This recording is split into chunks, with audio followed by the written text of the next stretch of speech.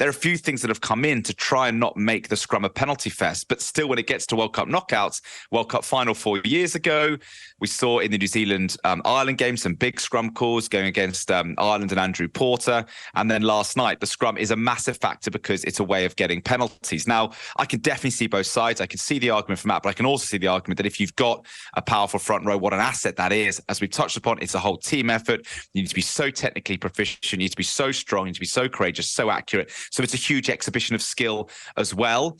But I think when it came to Ben O'Keefe, there was one, I think, at around about 50 minutes. England has still got a healthy lead, but the South Africans bring on loads of new forwards, not even massive guys in the back row like Dion Free and Joaquin Smith, but those front row, the props, and they're drove England off the ball. It wasn't even a scrum penalty, it was just a clean walk over, and then the box played. So that was just an exhibition of their raw power. So if you're a referee and you see that, it's very hard to then look at, say, an angle and go, I think they're boring in, or I think they're coming in on the angle, because you've just seen an exhibition of raw power from 1-8 on another.